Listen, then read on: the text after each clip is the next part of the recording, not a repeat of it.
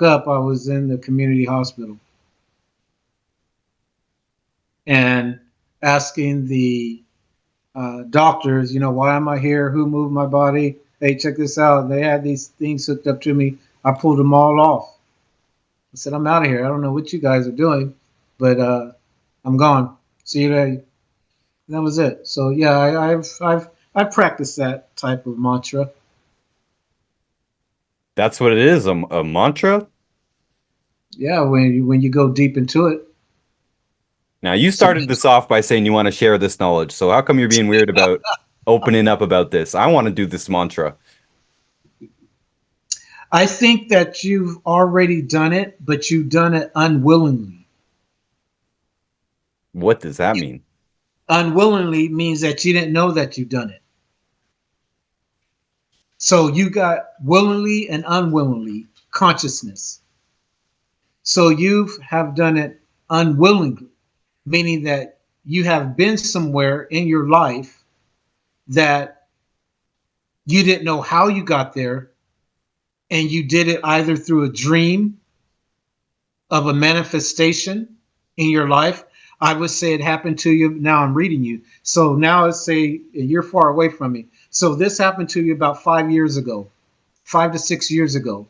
You had a mantra, and that changed your whole perspective of life. Not only did that, if we can go back at least 8 years ago, it changed your perspective on the whole life of who you are. So there's a part of you that is still searching. You still want it, but there's also a part that you haven't given up something inside of your life yet. That's making you stagnated and holding you back. So, You're freaking me out here. well, I told you what I do. I can tell you everything. You're so far away. I can tell you everything about your life, brother. So And but so let's that is something that is close to me and you. I would not do that. That's something that I do not do over the air. I do stuff like that face to face. But I give you a little bit of information and a little bit of ability of what I'm capable of doing. last time we talked, you were talking about writing hieroglyphs, and I was mentioning that, yeah, in personal development, we're taught to write down our goals and taught to write things down in order to make them reality. And you basically called me out without hesitation. You said, yeah, you know that, but you don't practice it, do you?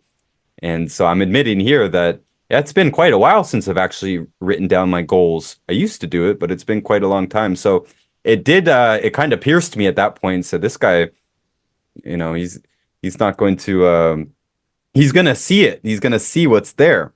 So yeah, it's true that I wasn't writing down my own manifestations at that time. How do you see these things? It's just you're sensing them? Um, no, I can see you.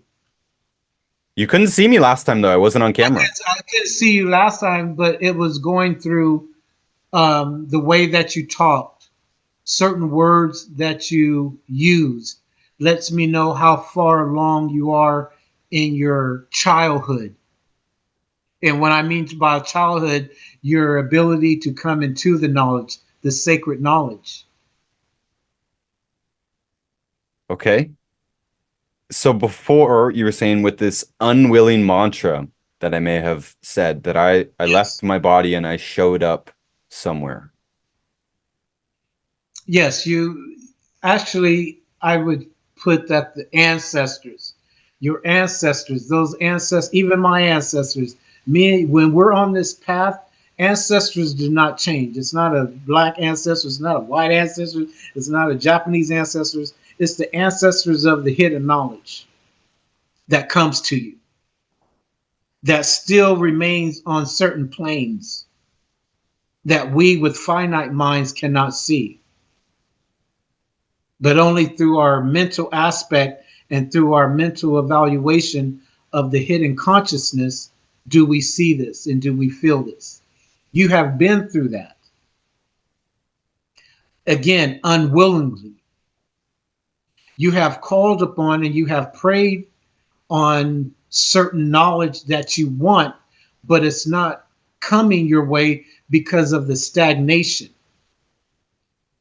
There is still part of you that has one foot in the world and one foot out. So straddling that fence. For quite a lot of my life, I think I had both feet out. Maybe I'm not correct on that, but you mentioned that I have more to sacrifice, but I spent a lot of life with literally nothing. I was homeless for a lot of my 20s, and now I have gained a little bit of material stuff and a wife and stuff that I care about, is what do I have to sacrifice? You, there has to be a spiritual sacrifice. You're married, which that is fine. And our as a priest, they say a man that is not married with no children, he's doomed. Mhm. So you have to have that child to carry on that spiritual knowledge when you leave this. And the wife is to learn about the feminine part and nature of yourself. Men, we all cry. Women are clairvoyant and telepathy. So they deal with those seven senses. While men, we still working on the five senses. So when you say about marriage, there has to be a marriage within inside yourself also, with that God within inside of you, with that higher learning, with that higher knowledge. When you wake up in the morning, you must be able to kiss your God, with the being a metaphor, is be able to kiss your higher power and know that that higher power has you, excuse me, in its best interest, only to lead you down the path of righteousness and down the path of enlightenment. You consider having a child a sacrifice itself? It all depends on if you are, how long, again, how far you are in your development. Because I don't have a kid. That's true. You will But have one. well, I've heard that said that you're not a real man until you have a kid, not Well, just it's not so much a real man, but the spirituality to carry one on. I would give you a couple of years. a fully developed person, basically. No, I would give you a couple of years until you have a child. Okay. Yeah. And I'm 99.99% right. It's only become recently that that thought finally doesn't scare me. That would throw me out of my seat a couple of years ago. Right. But you're ready for it now. You at a time now that you've seen the light already. You know what darkness is, been there and done that. When you speak of homelessness, I've been there and done that. Most people think that I just came across this knowledge and I went to college and all. No, before that, I've been there where you've been. I've been homeless before. But it was for me to learn about life and the struggles of life. Kind of like the Buddha went into voluntary poverty. Yes, in a sense, yes. I truly think I learned more from poverty than from anything else, to be honest. But I still did have a little bit of an ego coming out of it. And I had this question for you too. What do you think about the ego? Is part of the spiritual journey getting rid of it? Well, now you're using the theory of which part of the ego are you using? You using Jung's theory? Are you using the Gnostic theory of the ego? Are you using the Buddhist theory of the ego? Are you using the